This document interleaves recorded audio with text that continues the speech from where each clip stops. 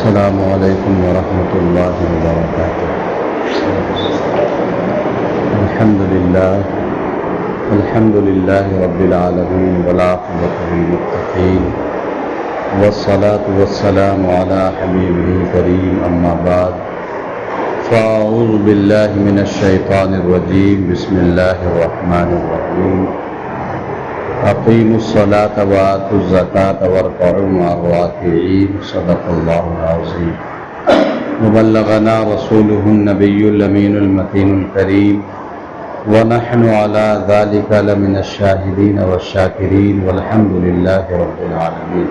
ابھی خطبہ مسنونہ کے بعد جو آیت مقدسہ میں نے آپ لوگوں کے سامنے تلاوت کی، جس کے اندر اللہ تبارک و تعالی نے جو بات ارشاد فرمائی، وہ بات یہ ہے کہ نماز قائم کرو، زکوٰۃ دو، وارکعوا مع الراکعین، اور فرمایا رکوع کرنے والے لوگوں کے ساتھ رکوع کیا کرو۔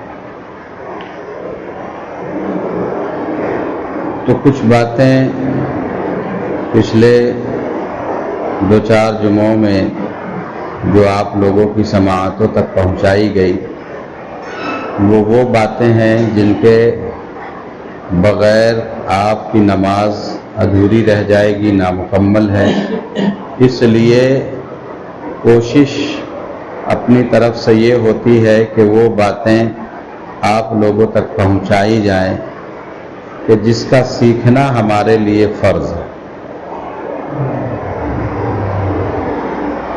جو کام ہم اور آپ زندگی میں کرتے ہیں، ان چیزوں کا سیکھنا ہمارے لیے فرض ہو جاتا ہے، اور اتنا ہی علم دین حاصل کرنا فرض ہے جتنے کی ہمیں اور آپ کو ضرورت ہے۔ اب یہ کوئی ضروری نہیں ہوتا ہے کہ کوئی انسان پورا عالم بنے، مفتی بنے، فقیہ بنے، حافظ بنے، قاری بنے، بلکہ اللہ نے اتنا دین کا علم حاصل کرنا فرض ہمارے اور آپ کے اوپر کیا جتنا کہ ہمیں اور آپ کو ضرورت ہے۔ اب ضرورت کیا ہے؟ بھائی ہمیں نماز پڑھنی ہے، تو نماز کا علم سیکھنا ہمارے لیے فرض ہے، تاکہ ہمیں پتہ ہو جائے کہ کن چیزوں سے نماز ہو جاتی ہے اور کن چیزوں سے نماز نہیں ہوتی۔ جب سیکھیں گے تبھی پڑھ پائیں گے۔ اسی طریقے سے اگر ہم مالک نصاب ہیں، رمضان المبارک کا مہینہ آیا تو ہمارے اوپر زکوٰۃ کے مسائل کا سیکھنا فرض ہے۔ کیوں؟ کیونکہ ہم اتنے مالدار ہو گئے جس سے ہمارے اوپر زکوٰۃ واجب ہو گئی یا فرض ہو گئی، تو کیا ہے، اب زکوٰۃ کے بارے میں ہمارے پاس پوری معلومات ہونی چاہیے، یہ فرض ہے۔ اب اگر کوئی انسان شادی کر رہا ہے تو اس کو شادی کے مسائل کو سیکھنا فرض ہے۔ بھئی فرض ہوگا تبھی، جب سیکھے گا تبھی وہ اپنے ازواجی زندگی کو صحیح طریقے سے گزار پائے گا، ایک دوسرے کے حقوق کو صحیح طریقے سے ادا کر پائے گا۔ یہ بات جب سامنے آئی تو ایک بات ذہن میں آئی اچانک سے کہ آج کل جو شادی کے بعد رشتے نہیں ٹکتے ہیں، فوراً طلاق کی نوبت آ گئی، یا 2-4-10 مہینے تک ساتھ میں رہے، اس کے بعد معاملات سب خراب ہو گئے، تو اس کے پیچھے اب آپ دیکھیں گے تو وجہ یہ ہوگی کہ وہ جانتا ہی نہیں ہے کہ ازواجی زندگی گزارنی کیسے چاہیے۔ کیونکہ جس انسان کو شادی کرنی ہے اس کے اوپر شادی کے مسائل کا سیکھنا فرض ہے۔ جب وہ مسائل کو سیکھ جائے گا تو ظاہر ہے ایک دوسرے کا حق ادا کرنے میں وہ لگے رہیں گے تو طلاق کی نوبت آئے گی کہاں سے؟ تو پتہ یہ چلا کہ ہم اس چیز کو جانتے ہی نہیں۔ اکثر و بیشتر معاشرے میں یہ چیز دیکھی جاتی ہے کہ لوگ شادی کرنے سے پہلے ہر چیز دیکھتے ہیں، لیکن یہ نہیں دیکھتے کہ جس سے شادی ہو رہی ہے وہ لڑکی دین کے معاملے میں معلومات رکھتی ہے کہ نہیں، اور لڑکا دین کے معاملے میں معلومات رکھتا ہے کہ نہیں۔ ہم نے ان کا گھر دیکھا، ان کا بینک بیلنس دیکھا، اس کی ہائٹ دیکھی، اس کی خوبصورتی دیکھی، اور جب دیکھی کہ یہ ساری چیزیں ٹھیک ہیں، بھلے وہ دین کے معاملے میں کچھ نہ جانتا ہو، بس یہ دیکھ لی کہ پیسہ ہے تو وہ اچھے سے رہے گا، بس اس کے عوض پہ ہم نے کیا کیا؟ شادی کر دی۔ اب کیا ہوا؟ جب دین کے معاملے میں اس کو معلومات ہے نہیں تو کیا ہوا؟ وہ اس نے کچھ دنوں تک ساتھ میں زندگی گزاری، غصہ گرمی کی اور کسی وجہ کو لے کر کے طلاق واقع ہو۔ تو معاشرے میں اکثر و بیشتر خرابی تب پیدا ہوتی ہے جب ہم اور آپ کسی چیز کو بغیر جانے ہوئے کرتے ہیں۔ اگر کوئی انسان شادی سے پہلے جیسے لڑکی دیکھنے جا رہا ہے یا لڑکے کو دیکھنے کے لیے جا رہے ہیں، اگر جہاں پر ساری باتیں ہوتی ہیں وہیں پر اگر کوئی پوچھنے والا یہ پوچھ دے میاں تم شادی کرنے جا رہے ہو، اچھا یہ بتاؤ بیوی کے کیا حقوق، اگر وہیں پر پوچھ لے کہ تمہارے اندر میں اپنی بیٹی دینے جا رہا ہوں، یہ بتاؤ کہ بیوی کا حق کیا ہے تمہارے اوپر، کیسے ادا کرو گے، تو سارے مسئلے وہیں پر سلجھ جائیں گے۔ پھر سمجھ میں آ جائے گی کہ وہ کتنے پانی میں ہے۔ اور اسی جگہ پر لڑکا اگر لڑکی کو دیکھنے جا رہا ہے تو لڑکی سے یہ پوچھ لے بیٹی یہ بتاؤ کہ شوہر کے حقوق تمہارے اوپر کیا ہے، تم کیسے اپنے شوہر کا حق ادا کرو گے۔ جب لڑکی کو یہ پتا ہوگا کہ شوہر کے حقوق کیا ہیں تو کبھی بھی وہ چرب زبانی کرتی ہوئی نظر نہیں آئے گی، کبھی وہ غصہ گرمی کرتے ہوئے نظر نہیں آئے گی۔ اور لڑکے کو جب یہ پتا ہوگا کہ بیوی کے حقوق ہمارے اوپر کیا ہے تو وہ کبھی اس کے اوپر غصہ گرمی نہیں کرے گا، بلکہ شریعت کے سانچے میں ڈھل کر کے جب دونوں لوگ زندگی گزاریں گے تو انشاءاللہ یہ رشتہ قیامت تک قائم رہے۔ لیکن معاشرے میں خرابی کیا ہے؟ جن چیزوں کو جاننے کی ضرورت ہے، جن چیزوں کو سمجھنے کی ضرورت ہے، جن چیزوں کی چھان بین کرنی چاہیے وہ ہم اور آپ کرتے نہیں ہیں، اور جو اللہ نے اپنے ذمے پہ لے لیا ہے اس کو ہم اپنے طریقے سے کہتے نہیں اس کو ہم کریں گے تو ہوگا۔ جیسے قرآن میں اللہ نے فرمایا وَمَا مِن دَابَّةٍ فِي الْأَرْضِ إِلَّا عَلَى اللَّهِ رِزْقُهَا، زمین پر جتنی جاندار چیزیں ہیں إِلَّا عَلَى اللَّهِ رِزْقُهَا، فرمایا ان ساری چیزوں کے رزق کی ذمہ داری میں نے لے رکھی۔ کس نے لے رکھی؟ اللہ تبارک و تعالیٰ نے لے رکھی، اور اس کو خوب پتا ہے کہ کس کو رزق ہمیں کہاں پہنچانا ہے۔ اب اللہ تبارک و تعالیٰ کی مخلوق ایک دو تو ہے نہیں، 18,000 مخلوقات ہیں، اور سمندر کے اندر ایسی جیو ہیں کہ ہم پورے محلے والے مل کر کے ایک دن میں اتنا کھانا نہیں کھائیں گے جتنا اس کو ایک ٹائم میں لگتا۔ اللہ جب اس کو وہاں رزق دے رہا ہے تو کیا زمین پر اپنے نبی کے کلمہ پڑھنے والوں کو رزق نہیں دے گا؟ تو ہم یہ تو دیکھتے ہیں کہ لڑکا کماتا کتنا ہے، اس کے پاس بینک بیلنس کتنا ہے، اس کے پاس عہدہ کتنا ہے، یہ دیکھ رہے ہیں، اور شادی سے پہلے جن چیزوں کو دیکھنے کی ضرورت ہے وہ نہیں دیکھ رہے ہیں، اور یہی وجہ ہے کہ بعد میں ہمارے اور آپ کے رشتے خراب ہوتے چلے جاتے ہیں۔ تو میرے عزیز، اسی لیے اللہ تبارک و تعالیٰ نے کیا فرمایا کہ اللہ کے رسول نے فرمایا کہ ہر مسلمان مرد اور عورت کے اوپر دین کا علم، اتنا علم حاصل کرنا فرض ہے جتنے کی اس کو ضرورت ہے۔ جو کام ہم اور آپ، جیسے ہم کما رہے ہیں، کاروبار کر رہے ہیں، تو ہمیں اتنا پتا ہونا چاہیے کہ کیسے کاروبار کرے کہ ہمارے پاس حلال رزق آئے، کسٹمر سے کیسے بات کرے۔ کیا اللہ کے رسول نے یہ بات نہیں بتلائی؟ بلکہ جس طریقے سے تجارت ہمارے اور آپ کے نبی نے کی ہے اس طریقے کا آج تک کوئی تاجر ہی پیدا نہیں ہوا۔ جو مال لوگ مہینوں میں نہیں بیچ پاتے تھے، اللہ کے رسول اس کو گھنٹوں میں بیچ کر کے چلے آتے۔ یعنی کہ اللہ کے رسول نے ہر چیز کھول کر کے بتلا دی۔ اب جو انسان اپنے کام کو کرنے سے پہلے ان چیزوں میں ڈھونڈنا شروع کر دے کہ اللہ کے رسول نے اس کے بارے میں کیا ہمیں اور آپ کو تعلیم دی ہے، تو انشاءاللہ وہ کام اچھا ہوتا چلا ہوا جائے گا۔ اور سب سے اچھی بات کہ ہماری سوچ اچھی ہو گئی۔ کام کو کرنے سے پہلے ہم یہ سوچنے لگ گئے کہ میرے نبی نے اس کام کو کیسے کیا، تو اب اللہ کی رحمت آپ کی طرف متوجہ ہو گئی۔ کیوں ہو گئی؟ کیونکہ بندہ میرے محبوب کی نقش قدم پر چل کر کے کام کر رہا. اب جس کام میں کچھ برکت نہیں تھی وہاں خوب برکت ہونے لگے. بس مسئلہ یہ ہے کہ ہم اس کام کو شریعت کے آئینے میں کرنے کی کوشش کریں. تو میں نے یہ عرض کیا کہ نماز اسی طریقے سے اللہ تبارک و تعالیٰ کی طرف سے مومنوں کے لیے تحفہ، اور تحفہ جو ہوتا ہے بہت قیمتی ہوتا ہے، اور دینے والا رب ہو، لانے والے اللہ کے رسول ہوں تو اور اس تحفے کی کوئی بات کر سکتا ہے؟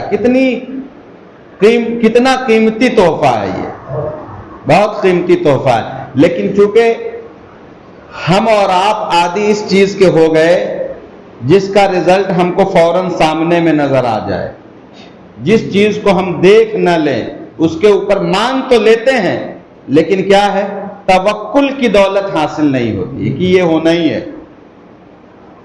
یقین کرنا الگ ہے، توکل کی دولت مان لینا تو اور ہے.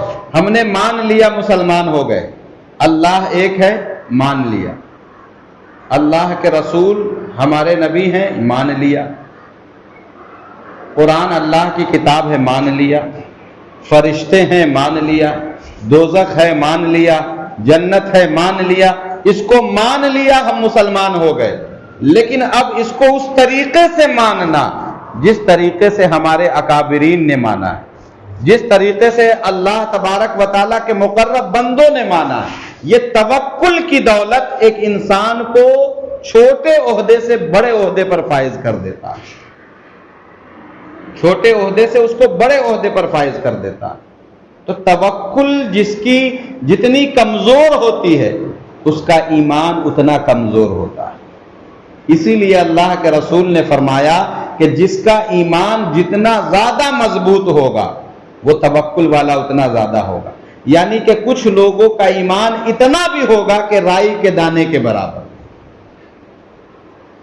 کچھ لوگ ایسے بھی ہوں گے جن کا ایمان کتنا ہوگا، رائی کے دانے کے برابر. اور میرے آقا نے فرمایا جس کا ایمان رائی کے دانے کے برابر ہوگا وہ بھی جنت میں جائے. تو جس کا پہاڑ جیسا ہوگا، جس کا آسمان جیسا ہوگا، تو وہ کتنا اعلیٰ درجے میں ہوگا. تو ہمیں اور آپ کو اپنے ایمان کو مضبوط کرنے کی ضرورت ہے. بہت توکل. اچھا، رزق اللہ تبارک و تعالیٰ نے فرمایا وَمَا مِن دَابَّةٍ، تو اللہ کے رسول صلی اللہ تعالی علیہ وسلم نے الگ الگ موقعوں پر 11 شادیاں کی. اب بیک وقت 9 ازواج آپ کی خدمت میں رہی. کتنی رہی؟ 9. یعنی کہ سیدہ خدیجہ الکبریٰ رضی اللہ تعالی عنہا کے انتقال کے بعد ہی آپ نے سارے نکاح کیے. اور ایک وقت میں 9 ازواج مطہرات کے خرچے سوچئے کتنے ہوں گے.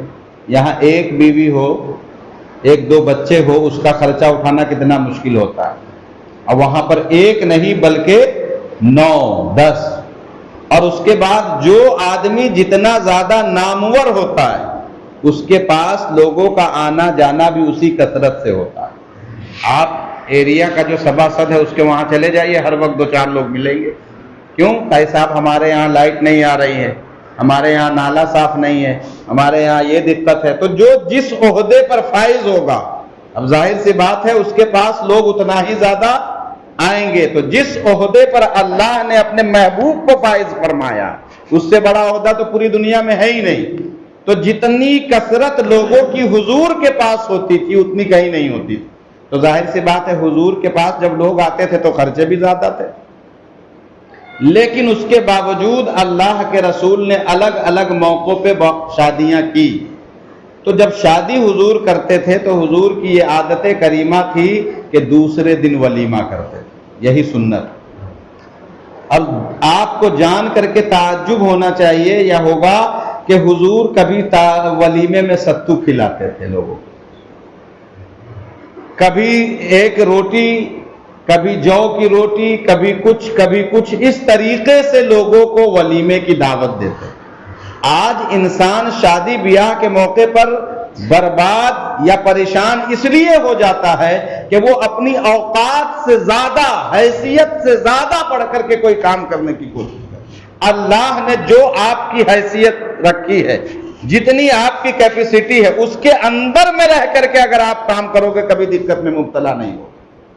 ہم نے دیکھا پڑوسی 10 لاکھ خرچ کر رہا ہے، تو اب ہماری سوچ یہ بن گئی کہ ہم بھی اتنا ہی کریں گے، تو کیا کرو گے؟ قرضہ تو لوگے ہی، پریشانیاں تو آپ کے گھر میں آ ہی جائیں گی۔ لیکن اللہ نے جتنا دیا ہے اتنے میں اگر اپنے آپ کو سنبھال لو تو کبھی دقت۔ تو حضور کو 10 شادی کری حضور نے، لیکن کبھی ولیمے کو لے کر کے دقت نہیں آئی۔ ایک بار صحابہ کرام سوچنے لگے کہ یہاں تو ہفتوں سے چولہا نہیں جلا، اور حضور نے دوسری شادی کی ہے، اب یہ ولیمہ کیسے کریں گے؟ رزق کو لے کر کے باتیں چل رہی تھی، تو حضور صلی اللہ علیہ وسلم کی نظر صحابہ پہ پڑی تو کہا صحابہ کیا باتیں ہو رہی، کیا مسئلہ ہے؟ تو صحابہ کرام نے کہا یا رسول اللہ ولیمے کا انتظام کیسے ہوگا؟ تو حضور نے فرمایا میں وہ بات نہ بتلاؤں جو اللہ کے نبی حضرت سلیمان علیہ السلام سے مجھ کو جبرائیل نے بتلائی۔ تو صحابہ کرام نے کہا یا رسول اللہ ارشاد فرمائیں، بتائیں کیا مسئلہ؟ تو حضور فرمانے لگے سنو، حضرت سلیمان علیہ السلام کسی دریا کے کنارے سے گزر رہے تھے یا کسی سمندر کے کنارے سے گزر رہے تھے، تو آپ نے وہیں پر اپنا کیمپ لگوایا۔ اب وہیں بیٹھے تو دیکھا دریا کے کنارے ایک چیونٹی جا رہی ہے، اور اس کی چونچ میں سبز رنگ کی پتی، ہری پتی جو گھاس بھوس ہوتی وہ دبی ہوئی ہے، اور وہ دریا کے کنارے گئی اور وہ کچھ بولی، تو کیا دیکھتے حضرت سلیمان علیہ السلام اس دریا کے اندر سے ایک مینڈک باہر آیا، اور اسی مینڈک کے اوپر وہ چیونٹی سوار ہو گئی اور وہ مینڈک اندر گیا، اب تھوڑی دیر کے بعد پھر باہر آیا اور وہ چیونٹی اس کے اوپر بیٹھی ہوئی تھی۔ تو حضرت سلیمان علیہ السلام کی نظر اس پر پڑی، تو حضرت سلیمان علیہ السلام نے اس چیونٹی کو مخاطب کیا اور کہا یہ بتلاؤ وہ جو پتی تمہاری چونچ میں دبی ہوئی تھی وہ کہاں گئی؟ تو چیونٹی کہنے لگی اے اللہ کے نبی حضرت سلیمان علیہ السلام، وہ ایک کیڑے کی غذا ہے، اور وہ کیڑا اس سمندر کے اندر میں ہے، اور وہ چل کر کے باہر آ نہیں سکتا، وہ پتھر کے نیچے دبا ہوا ہے۔ اللہ تبارک و تعالیٰ نے ہمیں ابھی یہ ڈیوٹی لگائی ہے کہ جب بھی اس کو بھوک لگے تو ہم باہر سے لے جا کر کے اس کو کھانا پیش کیا کریں۔ اللہ اکبر! جب اللہ سمندر میں بے زبان کیڑوں کو بھوکا نہیں رکھتا ہے تو کیا زمین کے اوپر اپنے محبوب کی امت کو بھوکا رکھے گا؟ لیکن امتیوں کا حال توکل کا یہ ہے کہ اس کو روز چاہیے بڑی بڑی چیزیں، توکل نام کی کوئی چیز نہیں ہے۔ اسی وجہ سے ہم اور آپ پریشان ہیں، جھوٹ بول کر کے لے آئے، دغا دے کر کے لے آئے، دھوکہ دے کر کے لے آئے، لوگوں کو پریشان کر کے لے آئے۔ جب ہم نے اللہ کی ذات سے اپنا توکل کمزور کر لیا تو اللہ نے بھی ہم کو ہماری حالت پر چھوڑ دیا۔ تو میرے عزیز، سب سے پہلے ہمیں اور آپ کو اللہ کی ذات پر توکل کرنے کی ضرورت ہے کہ رزق دینے کا مالک اللہ تبارک و تعالی، ہمیں اور آپ کو بس آسان اور حلال طریقہ ڈھونڈنے کی ضرورت ہے۔ انشاءاللہ کبھی ہم اور آپ پریشان نہیں رہیں گے۔ تو اللہ نے رزق کی ذمہ داری اپنے اوپر لے رکھی ہے، تو ہمیں اس کو لے کر کے پریشان ہونے کی۔ اب اس کا مطلب یہ نہیں ہے کہ ہم گھر سے باہر نہیں نکلیں گے، ہم گھر سے باہر نکلیں گے، کاروبار کریں گے، بلکہ اللہ نے اس کا حکم بھی دیا کہ رزق کو تلاش کرو۔ اللہ نے تمہارے رزق کو زمین کے اوپر پھیلا دیا ہے، لیکن حلال طریقہ ڈھونڈے، کیونکہ یہ دنیا دار العمل ہے، کرنے کی جگہ ہے۔ کیا ہے یہ؟ کرنے کی جگہ، دار العمل ہے، کرنے کی جگہ، اور آخرت دار الجزا ہے، وہ لینے کی جگہ ہے۔ کیا ملے گا؟ کیا لیں گے وہاں؟ جو یہاں بوئیں گے وہی کاٹیں گے، جو یہاں جمع کریں گے بینک میں وہی تو وہاں ملے گا۔ نماز جمع کریں گے تو نماز کا ثواب ملے گا، روزہ جمع کریں گے روزے کا ثواب ملے گا، صدقہ دیں گے صدقے کا ثواب ملے گا، اور خرافات کریں گے تو اس کا عذاب ملے گا۔ تو یہ دار العمل ہے، جو کرنا ہے کرے آپ، اللہ تبارک و تعالیٰ روکنے نہیں آئے گا۔ تو میرے عزیز، ہمیں اور آپ کو کرنی، ہم نے یہ بات سوچی تھی کہ نماز کے حوالے سے بات چیت کرتے رہیں گے، تو نماز جو ہم اور آپ پڑھتے ہیں تو اس کے لیے بھی جاننا ہمارے لیے ضروری ہے، اس لیے کہ ہم نماز کے بارے میں نہیں جانیں گے تو ہماری نماز نہیں ہوگی۔ اب بار بار یہ بات میں اس لیے کہتا ہوں تاکہ یہ چیزیں آسانی سے یاد بھی نہیں ہوتی ہے۔ اب نماز میں جو چیزیں واجب ہے اس کو ترک اگر جان بوجھ کر کے کوئی انسان کر دے تو نماز سرے سے ہوتی ہی نہیں ہے۔ اگر کوئی بھولے سے چھوٹ جائے اور سلام پھیرنے سے پہلے یاد آ جائے یا بیچ میں یاد آ جائے تو آخری رکعت میں تحیات پڑھ کر سلام ایک طرف پھیرتے ہیں اور 2 سجدے کرتے ہیں، اس کو سجدہ سہو کہتے ہیں۔ یہ کر لینے سے پھر نماز ہماری مکمل ہو جاتی ہے۔ واجب کا مطلب ہوتا ہے وجود کا باقی رہتا ہے۔ جیسے اب ہم اللہ اکبر کہہ رہے ہیں تو لفظ اللہ اکبر کہنا نماز میں واجب ہے۔ کیا ہے؟ واجب ہے۔ یہ شرائط میں بھی ہے، واجبات میں بھی ہے۔ اور اللہ کے تو بہت سارے نام ہیں، اللہ اکبر، اللہ الرحمن، اللہ الرحیم، تو یہ سارے ناموں سے نماز شروع کی جا سکتی ہے، لیکن اللہ اکبر کے جگہ پر دوسری کوئی چیز لے کر کے آنا، اللہ کا دوسرا کوئی نام لانا مکروہ تحریمی ہے۔ اس لیے اس بات کو ہم کہتے ہیں اللہ اکبر کہا ہم نے، اب اس کے بعد کرتے کیا ہے؟ ثنا پڑھتے ہیں، تو ثنا پڑھنا مستحب ہے، یہ واجب نہیں۔ اگر کسی کو یاد نہیں تو بھی نماز ہو جائے گی۔ اس کے بعد کیا کرتے ہیں؟ اعوذ باللہ بسم اللہ تو ہم سورت شروع کرنے سے پہلے پڑھتے ہیں، تو اعوذ باللہ بسم اللہ مستحب ہے۔ کیا ہے؟ مستحب ہے۔ اور جو سورہ فاتحہ پڑھتے ہیں اس کی جو 7 یا 8 آیتیں ہیں، یہ ساری آیتوں کا پڑھنا واجب ہوتا ہے۔ جب ہم اپنی نماز پڑھ رہے تب امام کے پیچھے پڑھ رہے تو امام شافعی علیہ الرحمہ کے جو ماننے والے ہیں، امام اعظم ابو حنیفہ جن کو حنفی کہا جاتا ہے، ان کے جو ماننے والے، ان کے جو مقلد ہیں، ان کے نزدیک امام کے پیچھے مقتدی کو قرات کرنے کی کوئی ضرورت نہیں ہے۔ کیوں؟ کیونکہ ہم نے یہ نیت کر لی پیچھے اس امام کے، تو جو امام کر رہا ہے وہی مقتدی کے لیے کافی ہے۔ تو لیکن نماز اگر ہم اپنی پڑھ رہے ہیں تو سورہ فاتحہ کی 7 آیتیں جو ہیں ان کا صحیح پڑھنا واجب ہے۔ کیا ہے؟ تو 2 واجب ہو گئے نا۔ اب اس کے بعد سورہ فاتحہ کے بعد کیا کرتے ہیں؟ سورت کو ملاتے ہیں۔ تو کوئی اتنی بڑی سورت جو 3 چھوٹی آیتوں کے برابر ہو، جیسے انا اعطیناک الکوثر فصل لربک وانحر ان شانئک ھو الابتر، یہ ایک سورت ہے، ایک لائن میں تینوں آیتیں آ گئی۔ تو ایک سورت کا ملانا کیا ہے؟ واجب ہے۔ اس سے اتنی بڑی اگر آیت ہو اور ایک ہی ہو 3 کے برابر تو ایک آیت سے کام چل جاتا ہے۔ لیکن ایک چیز اور ہے، اب اس کے درمیان میں تعدیل ارکان ہے۔ تعدیل ارکان کا مطلب یہ ہوتا ہے کہ جیسے ہم سورہ فاتحہ پڑھ کر کے ولا الضالین پڑھے، اب سوچ رہے ہیں کہ کون سی سورت پڑھے، تبتیہ پڑھیں، قل هو اللہ احد پڑھے، قل اعوذ برب الناس پڑھے، قل اعوذ برب الفلق پڑھے۔ اب اتنی دیر سوچتے رہ گئے کہ 3 بار سبحان اللہ کہنے کے برابر وقت گزر گیا۔ کتنی دیر؟ سبحان اللہ کہنے کے برابر وقت گزر گیا، تو یہ تعدیل ارکان میں شامل ہو گیا۔ اتنی تاخیر کرنا یہ واجب کے خلاف ہے۔ اب وہ واجب آپ کا ترک ہو رہا ہے، دیر نہ کرنا واجب ہے۔ سورت فاتحہ پڑھنے کے بعد فوراً سورت ملانا واجب ہے اور دیر نہ کرنا واجب ہے۔ اور ایک واجب اور ہے کہ سورہ فاتحہ ایک بار پڑھ لیے، اب پھر سوچ رہے پڑھے ہیں کہ نہیں پڑھے، دوبارہ نہ پڑھنا بھی واجب ہے۔ 2 بار پڑھ لیں گے تو بھی وہ واجب ترک ہو جائے گا، سجدہ سہو کرنا پڑے گا۔ سمجھ گیا؟